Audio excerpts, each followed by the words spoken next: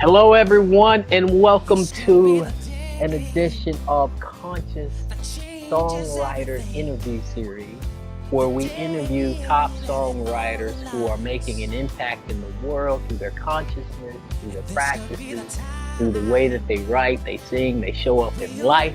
And today I am delighted to present to you a guest who I had a wonderful time in Utah performing with, who I've seen at the Posy Awards perform with her partner, and her music, her playing, her singing is awesome.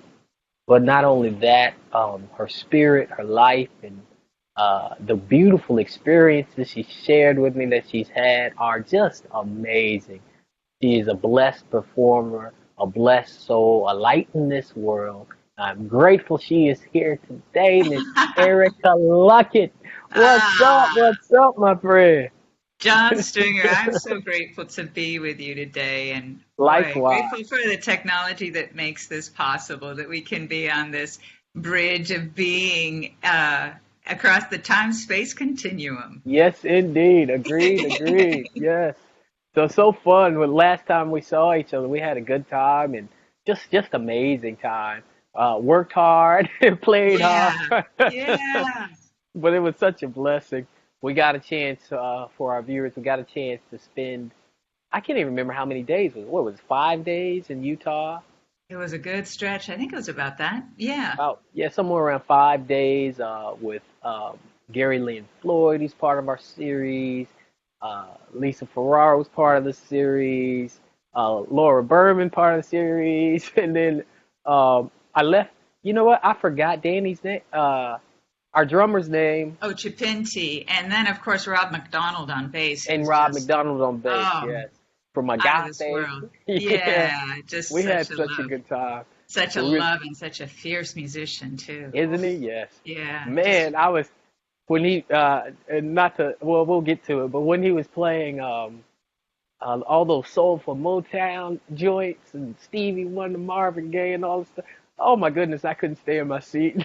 It yeah. was Well, awesome. the thing is, he's playing and then he's also singing, and with And this singing, yeah. beautiful voice on top of this just Just jamming. funky bass. It was just Yeah. delicious. Talk about groove. We were grooving out, weren't Yeah, we? that And was your fun. music was so beautiful. I want to talk about your influences because when you play guitar, I think I mentioned to you, it reminds me of a dear friend, Christy Lene. She's the world or the international guitar tapping champion Wow. of this past year. But your style reminds me. I mean, you have a versatile style, many styles, but some of what you're doing, I remember, remind me a little bit of tapping, remind me of some like a Latin flavor, and it just Yeah. seems like you have some different influences when it comes to guitar work, and then you have a wonderful voice as well. So tell us your journey with music, how you got started, and kind of what the promptings were, the Mm, influences to get you to songwriting. right. That's I started, I think, like all of us, earliest memories of just being tuned to music. And my mom played guitar when I was a little girl. And before I could even hold the guitar, I would lay her guitar flat out on the floor. It was a nylon string guitar. And she played the Mexican rancheras and corridos. And, um, and her guitar was too big for me. So I would lay it on the floor and pluck the strings. And I think most children, our natural inclination is to make stuff up and explore Hmm. and so I would explore on the guitar, and it wasn't anything traditional. It was play, and I love that in English.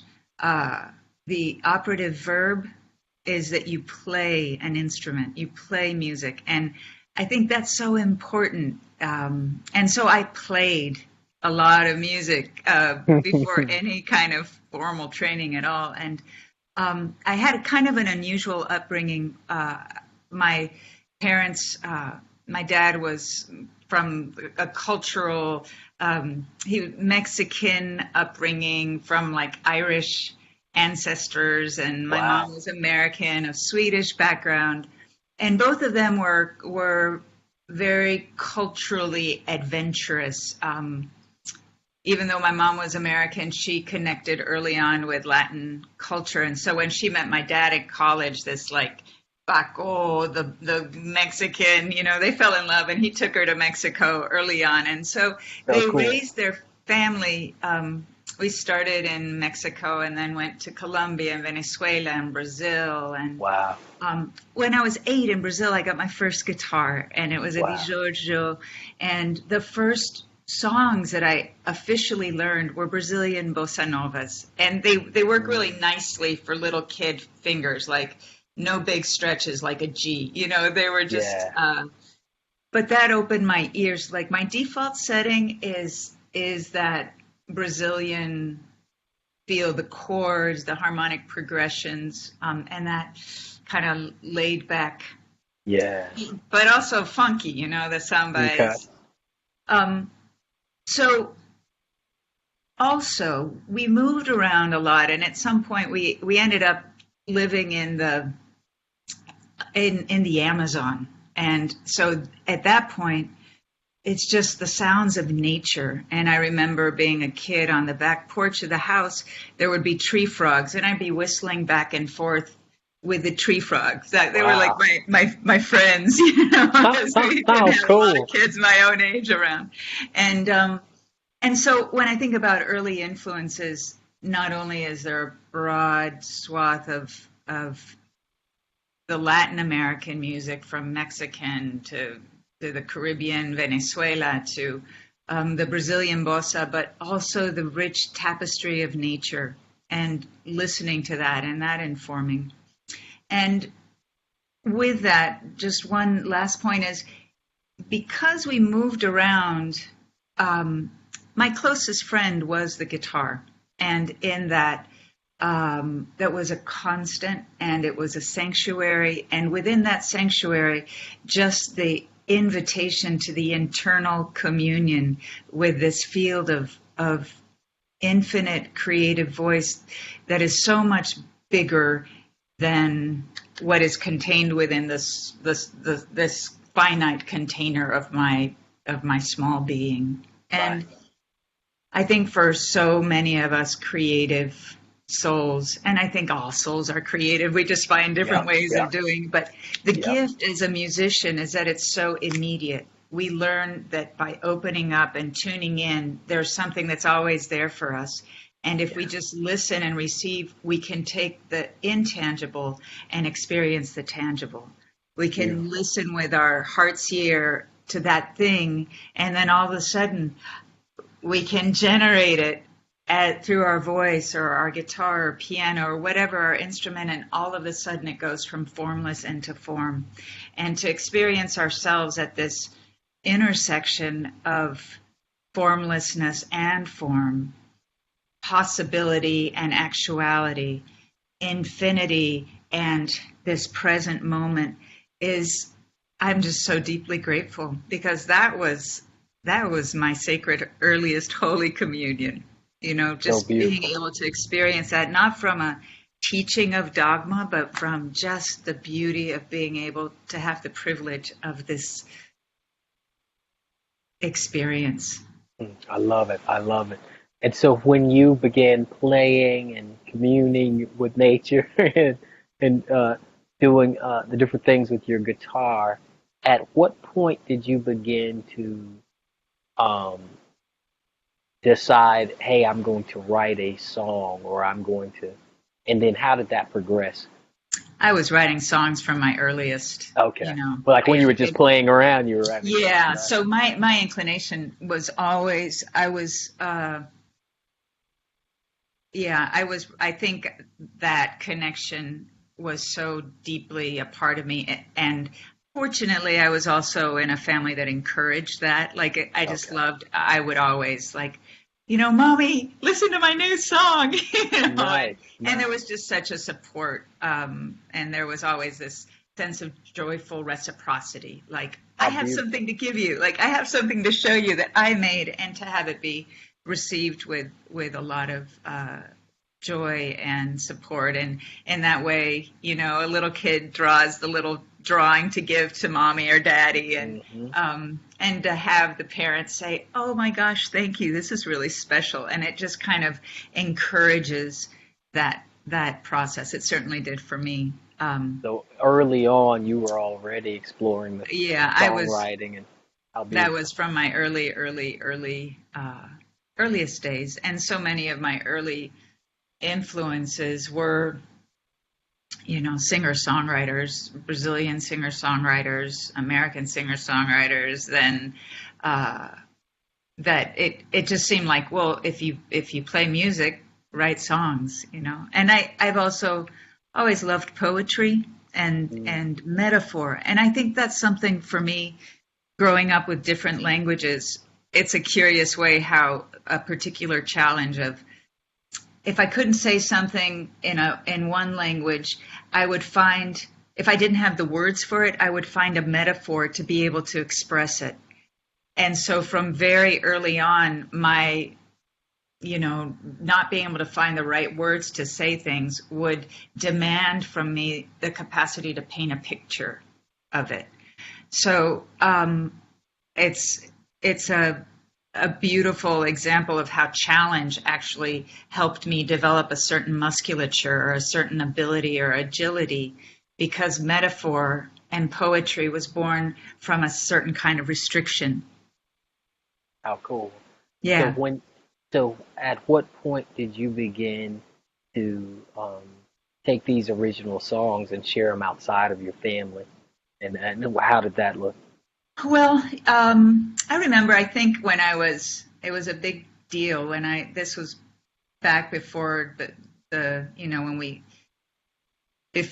when a 2-track tape or a 4-track tape was a big recording thing. I actually, when I was 13 or 14, I think actually 13, I actually went into a recording studio and recorded my first uh, Oh wow.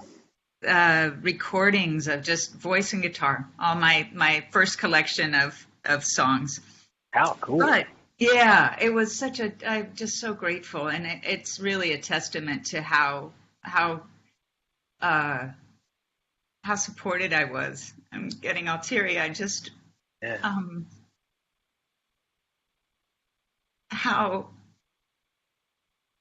how much love there was to help grow this little sproutling, the little Yeah. seedling.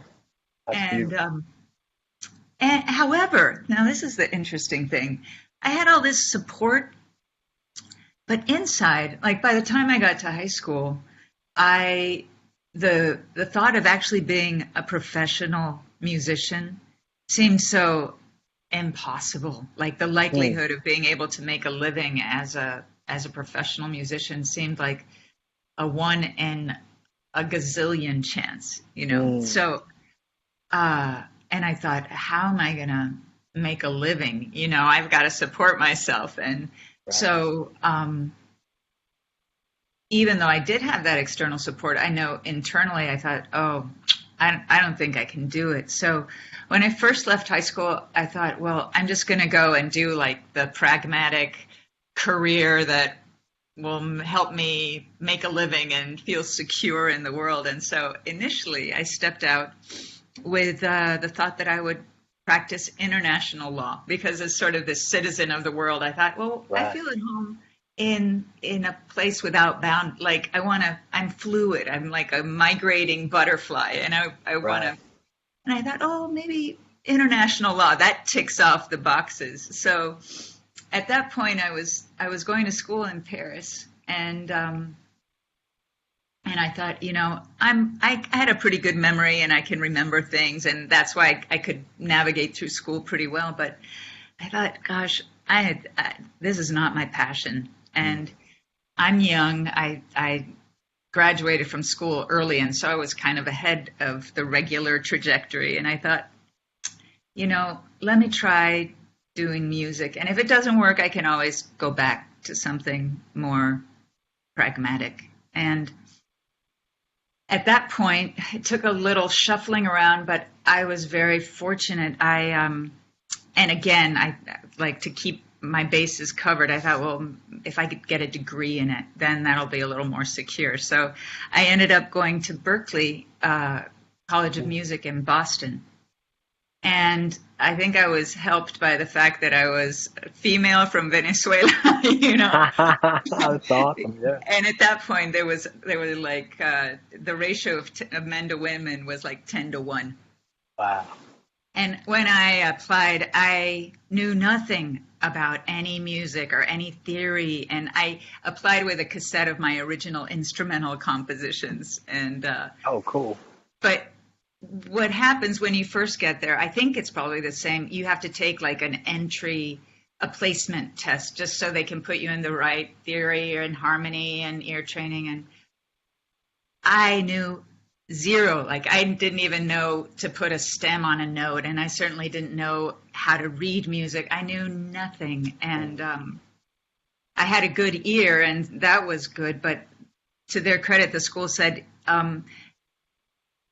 we're going to give you a tutor, but you're on probation basically this first semester, because it's a waste of your time and money to be here without knowing this other stuff. So they gave me an amazing, amazing tutor who was this drummer, and he taught me theory in a way that it was like he gave me a hand full of keys to open these doors so I could understand just the language, you know, like you can hear stuff, but how do you describe it to somebody else? And as a composer, how do you say, these are the colors, and this is the way they're structured, and this is how they move through time, and this is just a whole new language. And wow, I've never thought of theory that way. That totally makes sense. Yeah, and as somebody who'd navigated through different languages, it was like, this is just a new way of speaking, you know, and giving language, you know. And I was so excited that I became, I just focused entirely on arranging and composition. And so I graduated with a degree in film scoring, with a degree in composition with a focus in film scoring. Wow. And I hardly played any guitar at that point at all, because I was just all writing. Wow. And I'm so grateful for having had that. And then after I left Berklee, I was, you know, I was working on films. I was very fortunate, because when I was in school, I got jobs writing music for film and documentaries. And cool. And then I realized I missed the human connection. And so when I first started out, I was really, I felt very nervous about performing. That was something that was really new, and that's another part of the trajectory. But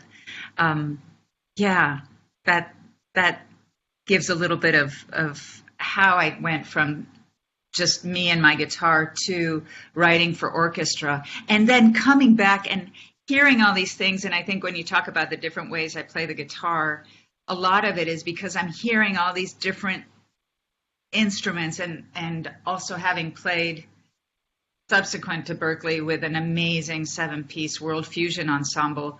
When I then deconstructed to just solo and then this duo with Lisa, it was like, okay, I'm hearing percussion, I'm hearing this bass line, I'm hearing this background line. How do I bring as much dimensionality to these 6 strings as possible? So how beautiful.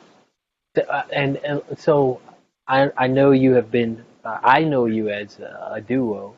Obviously, you started off doing some solo things first, and then eventually partnered up with Lisa. How did that come about? Yeah, actually, it was quite a circuitous, or a big circle, because I first moved to the Bay Area in California to focus on my work as a film scorer and a composer. And the Bay Area has a lot of production, documentary production, and that was more interesting to me than like the Hollywood blockbuster kind of work. Got it. And while I was there, I connected with an amazing Venezuelan cuatro player and percussionist. Her name is Jacqueline Rago. extraordinary musician. And it was such a gift for me to be able to collaborate with this. And she was one of these natural performers. I mean, she's a prodigy and just effortless, like. And I was a good writer, so I would like compose these things that we would play together, and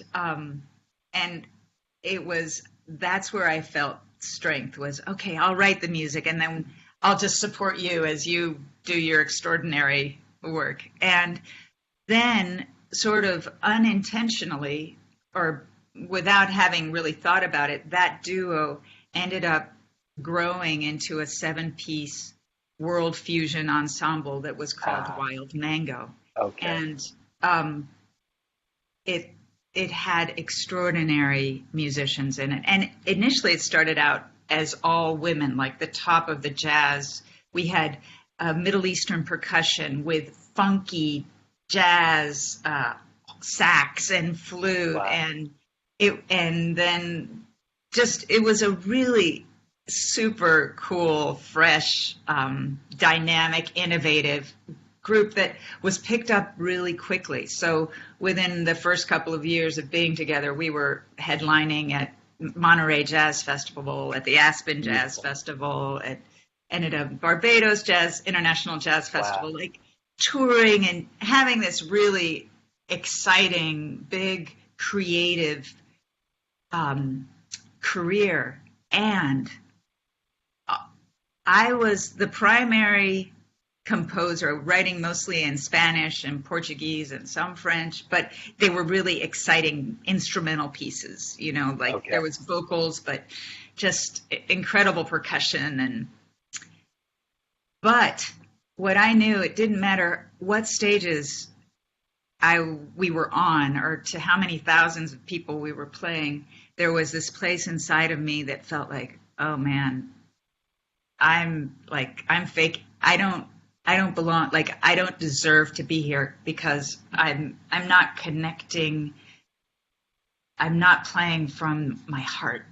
I was playing from my head. Like I was doing the things that I thought were the right things to do. And we shared a stage with Carlos Santana, and I thought, oh, I'll never be like Carlos Santana. Like, I want to maybe play like Carlos Santana, but I'll never be like Carlos Santana.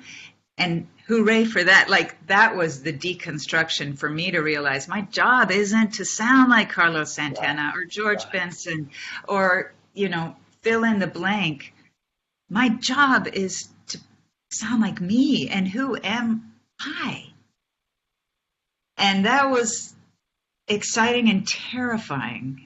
And I realized that in order to discover that voice, I had to let go of this whole structure that had been so, both so exciting and also kept me from discovering myself, because it was a little too comfortable and it was keeping me I'll ask you. Yeah. Go ahead. So at that point, I left the band that I was a co-founder of, and it was so scary, and I had to start from scratch. And I went back to what it would be, just me and my guitar. And at this point, as a singer-songwriter with nobody else, and we played, I think probably the largest audience was over 30,000 people. And I remember the first open mic I went to after that in Berkeley. It was the Starry Plow. And I got up with my guitar to play a couple of songs. And a friend of mine who came with me said, Erika, that was really good, but next time try opening your mouth. Because I was so terrified. And then I was just really fortunate to connect with the singer-songwriter community in Berkeley, and connected with a dear friend, Brian Joseph. And he was like the singer-songwriter poster boy. He knew where to go. We went to Folk Alliance, but mostly I spent like a year playing all over the country in little coffee shops and essentially reinventing myself. And in the process of, it wasn't even really reinventing myself. It was truly discovering a whole new, my authentic voice outside of the structure of who I thought I was supposed to be in order to be successful.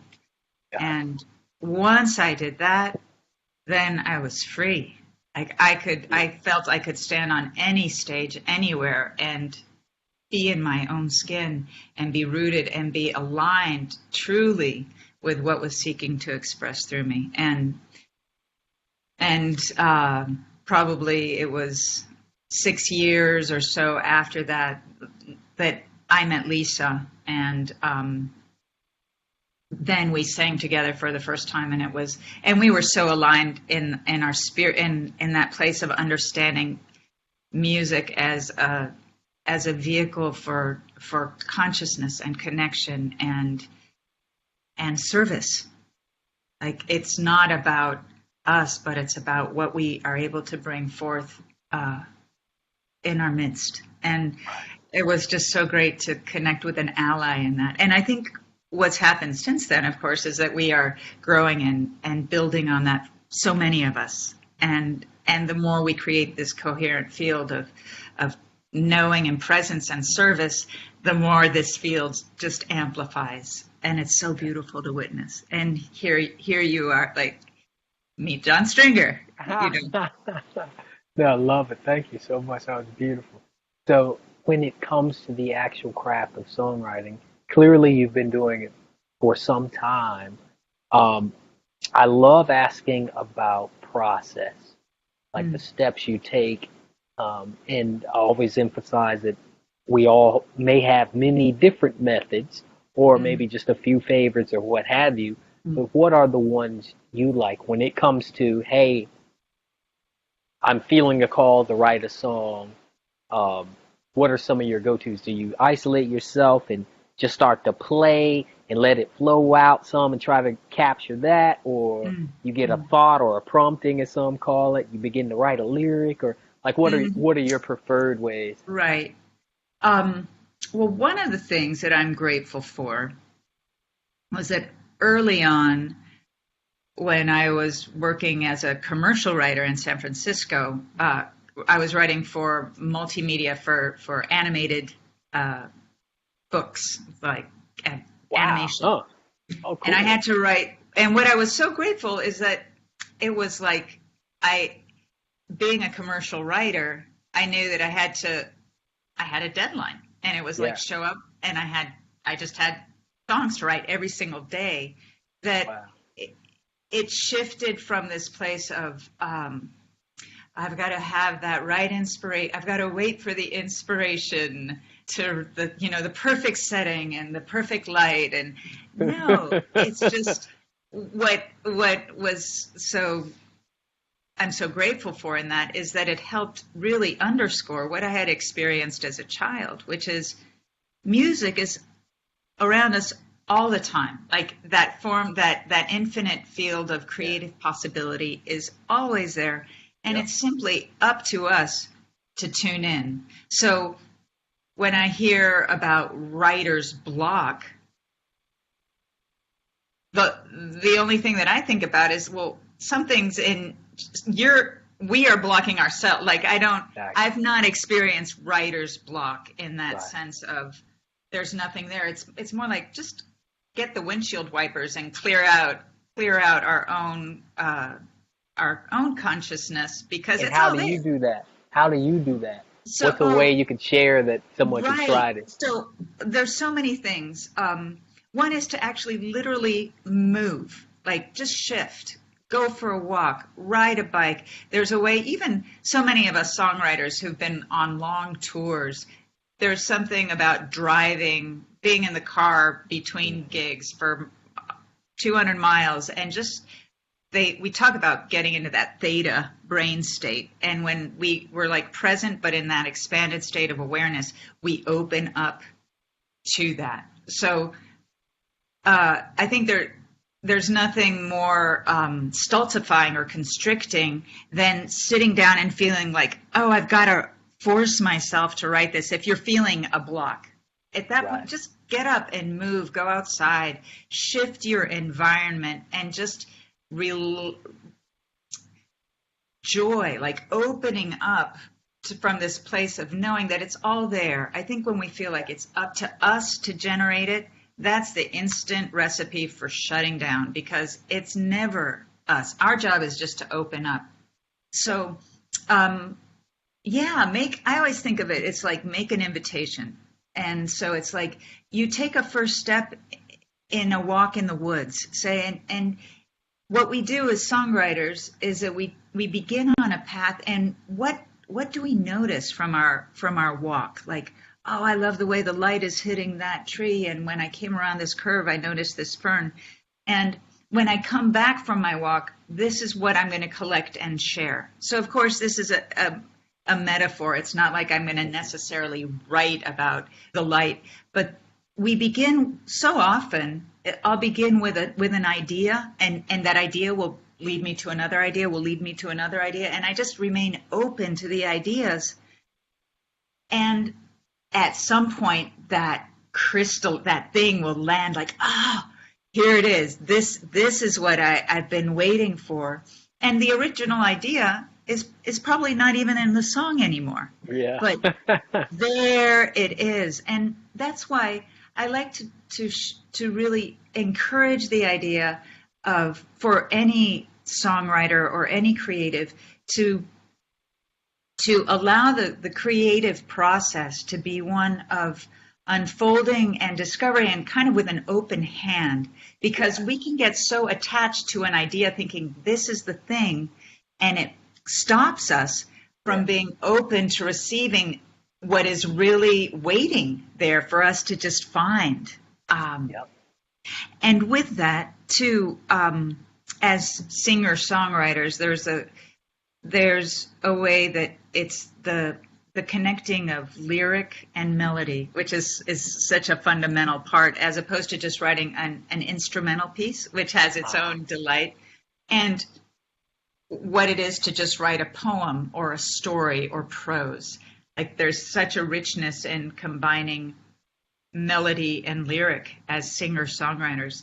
And so much of that, I think, is to increase the magnetism of either one. If something comes to you singularly, like if it's just a phrase that you think, oh man, I dig this phrase, I would say increase the magnetism of that phrase by repeating it. As we repeat it and say it, it pulls to it the melody that is seeking to help be the vessel to carry that through. That's great. So let's pretend I'm going to think of a phrase and show me what you mean by that. I think I know. So let me just give you feedback. I think what you're saying is, so if I have this great phrase like, I'm expanding what I can receive under the waterfall of infinite possibility, right? So Okay. I'm thinking of that phrase, I'm expanding what I can receive under the waterfall of infinite possibilities. Are you saying just repeating that and then other things will come for you, or how what does it look exactly. Like, I'm expanding the possibility. I'm expanding the. Or I'm expanding, I don't even remember what I said now. I'm expanding my ability to receive under the waterfall of infinite possibilities. My ability to So receive. like, Yeah. and that's a long one, but like, That even is if a it's long like, one. I'm Short expanding one. my possibility to receive. I'm There you expanding, and I'm expanding. I'm expanding my possibilities to receive. I'm expanding. I'm expanding.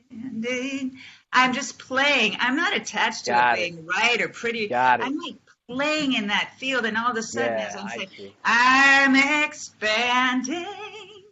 I'm expanding. Ooh, I'm expanding Gotcha. in Yeah, that yeah. infinite field of possibility. And as I Yeah. repeat it, it's like I always think about like having a.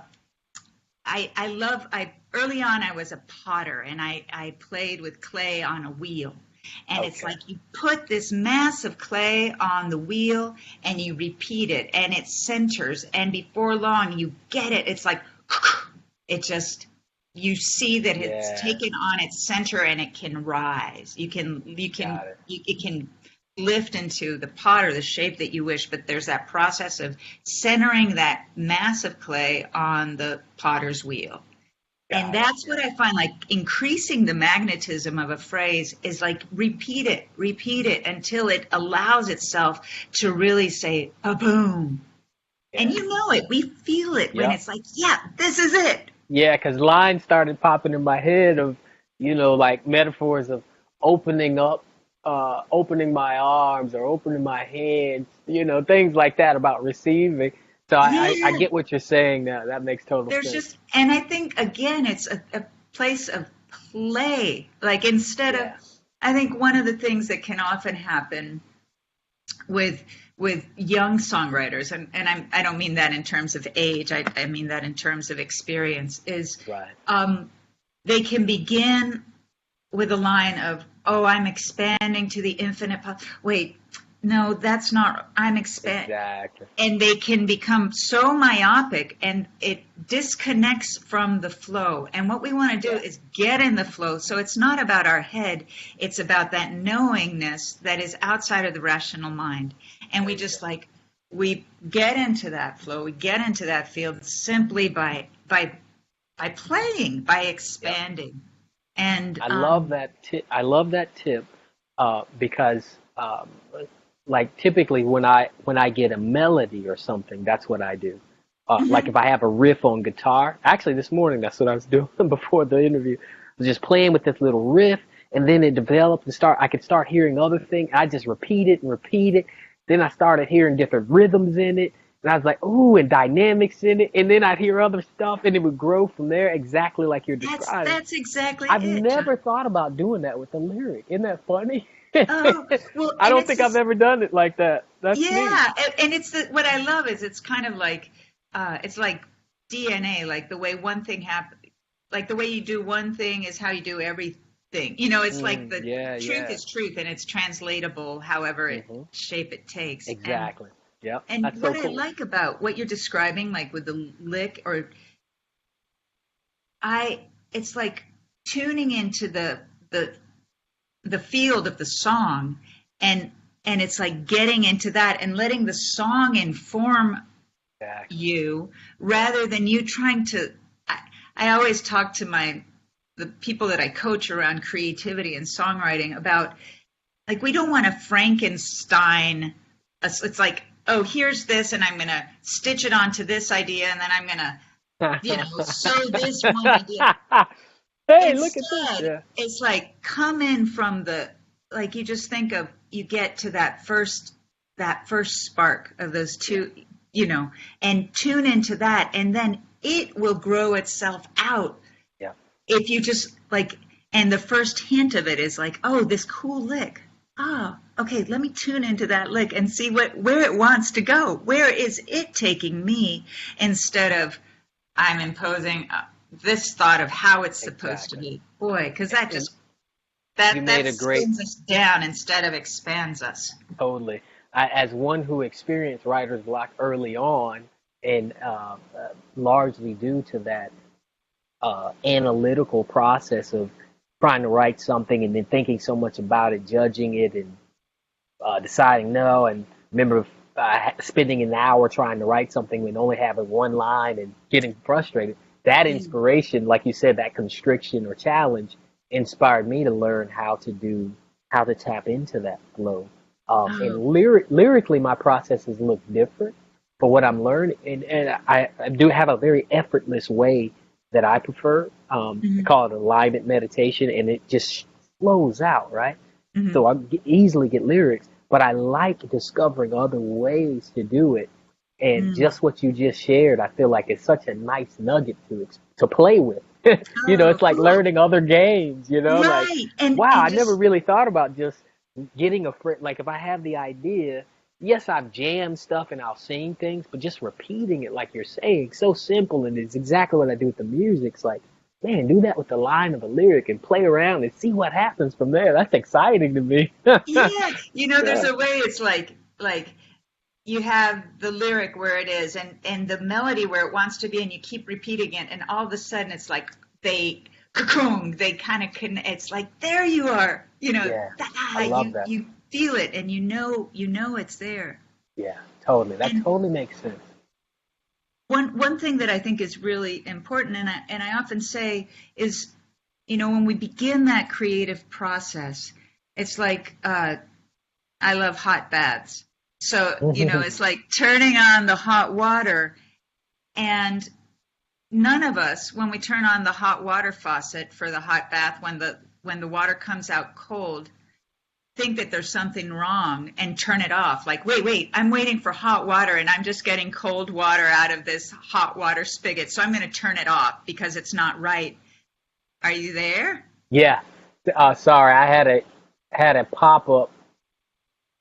No worries. There we go. Um, But you were so saying, go ahead. Yeah. So the idea when we begin that play is like letting the water run, even though it's cold, rather than judging it and saying, oh, it's Yeah. not what I'm looking for, so I'm going to stop it. What Right. we need to do in our creative process is just let it flow without the censoring mind yet or the Yeah. editorial mind. Like just let it flow. And in the flowing, in the repetition, that's when we clear out what's in the way Yeah. in order to reach that hot water that's just waiting, but it can't come through unless and until what precedes it is out of the way. That's So right. that's too where like when I get those first ideas that aren't the brilliant inspired ideas that are the ones that are going to make the song, I'm grateful for them because they needed to come out in Yeah. order for what's waiting to actually be able to emerge. So it's like Yeah. welcoming and accepting everything that's coming through instead of that judging thing of, oh, you're wrong or this isn't good enough or this isn't right. Like Yeah. our attitude to that creative flow is so important because every single part of it is an essential gift in the final expression, even if it's not in the final song. Love that. So when you're writing, both lyrically, melody, music, do you have practices that allow you to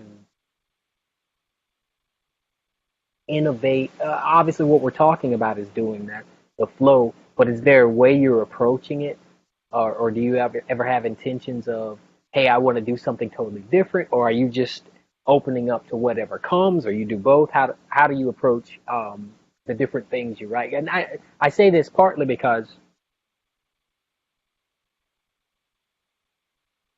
I have this method in mind that I know that someone taught, um, playing and just jamming and using that flow and trying not to repeat certain things, like try to play around and find new things and explore new Mhm. things. So I'm wondering if you practice that. Oh, And then yeah, at the same time, I'm suspecting you probably practice listening for what's seeking to be birthed as well. But that's you exact. tell me. Yeah, that all of the above. So Got it. one of the things that I love as a guitarist is just the practice of putting my hands on the guitar in a form or a shape that I've never played before, and that becomes the point of departure. Just like I just feel like we're explorers. That idea of Yeah. stepping onto a terrain and exploring like what calls our attention, what's pulling on us, following Yeah. that. And then I write all the time. It doesn't mean even that I'm going to remember the song or that I'm going to record the song or that I'm going to perform the song, but there's such delight simply in the process of exploration. Like, Yes. okay, I'm going to try this. Where does this take me? And how fun is this? And Yeah. I come back and it's like, okay, here are like photographs or the story from this particular little adventure. It's like going Yeah. to, again, going out into nature and taking a different walk in and like saying what I notice, what I like, and then I have something to show for it. And I may share it or not, but it's just the joy really exploring instead of, there's a way that I think uh, a rut can be developed where it's like these are the steps that I know, and I'm going to keep taking these steps again and again because I'm familiar with them, and it then creates a real a lack of vitality or freshness because it's like, oh, this one sounds like the one before and the one before, Yeah. because we're playing it safe. I think it's really Yeah, important to like give ourselves the opportunity to like push outside of the push outside of the familiar. absolutely. And with that too, I would say that songwriting is, and not just songwriting, but to be a, awake. And I use a creative mystic, which to me is creative mysticism, is when we recognize that we're here as these infinite beings in finite form, and when we allow ourselves the access to this infinite creative expression and become instruments for that very thing, then that's what a creative mystic is. So it doesn't matter whether it's music or poetry or pain or dance, but that way of wherever it is that we're showing up, to be awake and noticing. So noticing, like, I'm informed as a songwriter by being, like, I think about standing in the markets and it's hot outside and everybody's skin, it's kind of, there's a little bit of sweatiness and there's a mango and, the sweetness of the mango, the smell of it in the market bag under the sun is hitting really strongly. Like, I'm taking all this information in, and that sweet kind of maybe past ripe scent of the mango comes out in a particular chord color or voicing on the guitar, where it's not separate things in the world, but it's how everything intersects and weaves together. So I invite, and encourage, like, you want to be a great songwriter, it's not just about how you're sitting on your couch and how you're putting your lyric with your melody. Like, what do you pay attention to when you're in the world? Like, what do you notice when you're living your life and showing up in the places that you show up? When you notice the quality of somebody's smile or the laugh or the irony between how somebody says something and how they hold their fork, just noticing life as it goes by.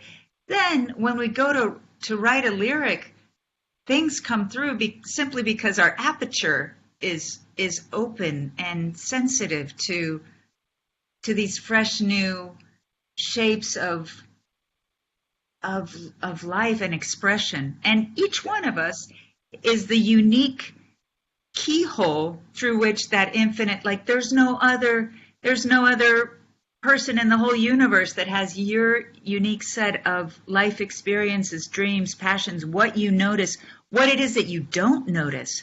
And the more we attune to that unique interface, that's when we become powerful creators, like Yes. unique expressors. So Yes. I love what the uniqueness, because when I'm listening to the shift you had of creating and both commercially and even with the ensemble or the group you had, the success that was having, but then feeling that call to create something that was even more authentically seeking to express through you, right? You had that yeah, desire, yeah, that beautiful, or maybe your desire just shifted somewhere along the way, but whatever the case, um, that expression seems to me uh,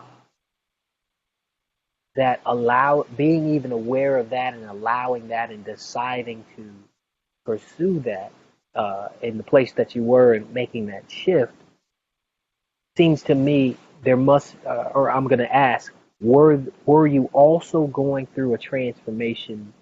Well, that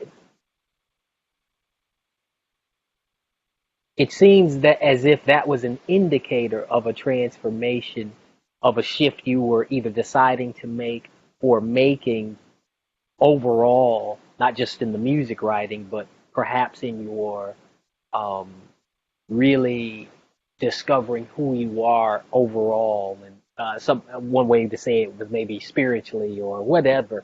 Were you Yeah, all was that kind of simultaneous, or had there been some shifting going on just in your overall life at that same time when you decided to start birthing this music this way? Like yeah, your spiritual journey, was that kind of right, coinciding? absolute, yeah. And Okay, in terms of, I I'd been a bit of a monk and a mystic. My mom was a yoga teacher, and cool. I grew up always very. And I think, boy, it's hard to to parse out, but Yeah, the mystery of music and the beauty of music from the get-go to me was like this access point to a knowing beyond just the nuts and bolts of life, as like I knew that there was so much more. So all what became really core to me was, a life is such a privilege, and if I'm not in alignment with who within my authentic self, I really have nothing to truly get. If I'm not standing in my own shoes, I'm never going to be able to walk very far.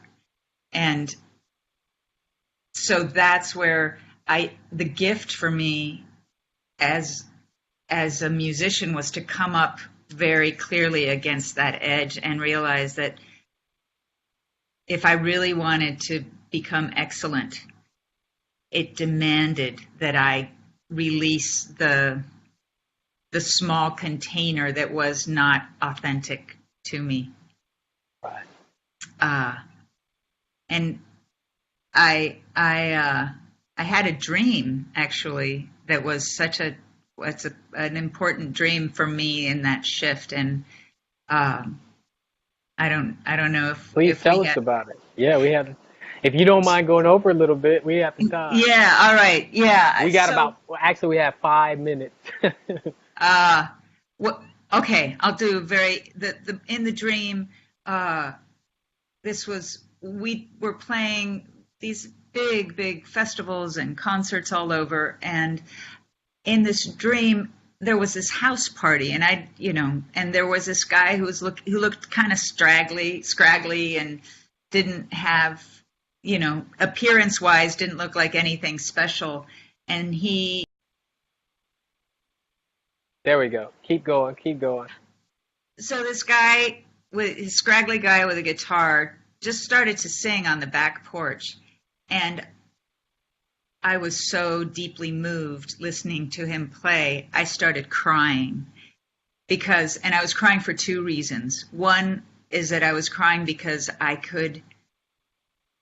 was so deeply moved by what he was doing, and could feel his deep connection, that he was just singing from this authentic place in his spirit and heart. And it was beautiful and simple and gorgeous. And I was also crying because I realized that that's not where I was coming from. I was coming from the fancy, showy sort of, I've got to do this from the outside in instead of from the inside out. And that was when I thought, after that dream, like, that's what matters, is living from the inside out instead of from the outside in. Beautiful. So that prompted a really huge, scary, and extraordinarily rewarding choice. And Love it. yeah, so Hey, grateful.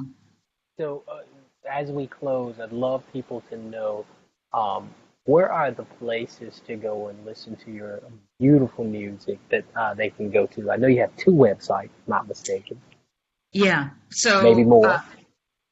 primarily primary creative work right now is with Lisa, and so that's lisaanderika.com, and a lot of our Erika music. with the K. Erika, yeah, and thank you. So it's like lisaanderika.com, and I also have erikaluckett.com, and we, yeah, and also And you have iTunes and all of that, and and you have several. I know just I remember when you set up your merch. Uh, Both you and Lisa set up the merch, and I looked at how many CDs you had, and I'm like, holy moly!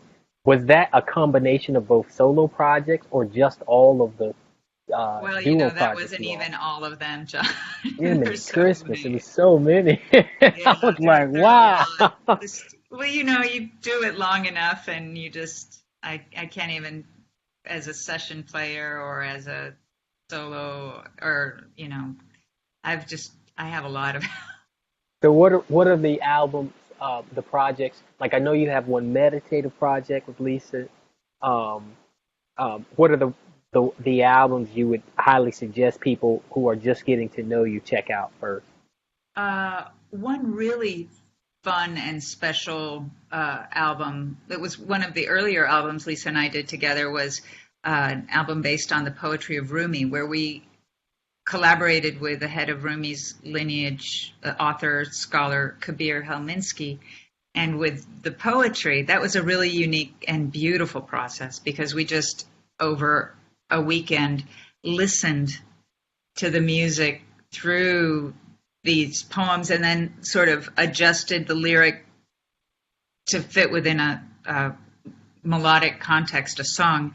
And then we Okay. went to Turkey and collaborated with Turkish musicians in Istanbul, and just to feel that crossing of the ancient mystic wisdom of Rumi in a contemporary setting. So there's a lot of different styles in there, which is very typical of how I write and how we write. Right. Um, so that's a fun one. It's Ruby on the Way of Love, songs inspired by the poetry of Rumi.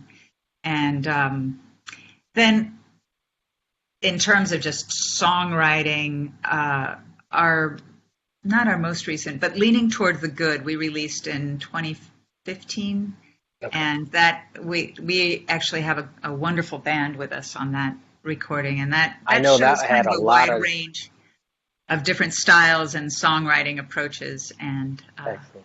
It had like yeah, and 7 nominations or something yeah, like that, right? it's Pretty fun, awesome. I but love it. I all love it. yeah, just all in the joy of creating, and also being fearless about like having to stick within any particular, like that's the joy of the time that we live in as independent artists. We don't have to constrain to a particular genre or style, because essentially we get to say, I'm the portal, we are the portals for the way this music or this expression moves through us. And if it's meditative, if it's dance, if it's, if it, whatever the style, it's okay, because that's just that authentic, and it's very freeing. Yeah, I love it.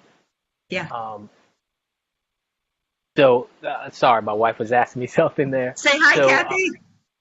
Lisa or Erika says hello. Yeah, we're wrapping up now. She was coming. We have a meeting coming up, so she was wondering if I was ready. Okay. So I think that's the last question. But what's beautiful is listening to everything you've said. Yeah, you said it in beautiful metaphors to help us understand. You said exactly the thing, like you demonstrated exactly what you were talking about, which I love. So I'm going to really enjoy watching this back again too. Uh, Love the way you express, and also you mentioned something that's so key in my experience as well, and that's that alignment. That's been the very thing that has informed my practice and way of being from moment to moment. Is my intention is to be aligned in that state yeah. of being, and then bringing that into the songwriting and even performing.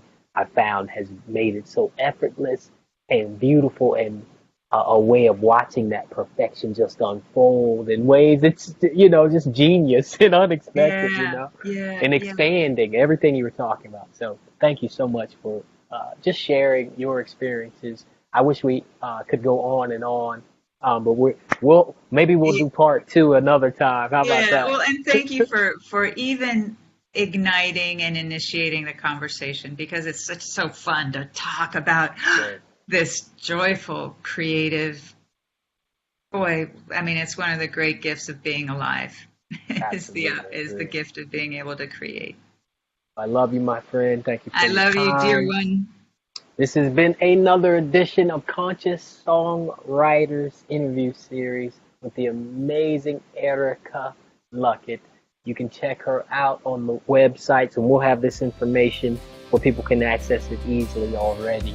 But also, I hope you gain something to apply to your own songwriting journey, but even more so to apply to your life. With that, we say peace and blessings. Many blessings. Aloha. The day that it all aligns, and this could be the time.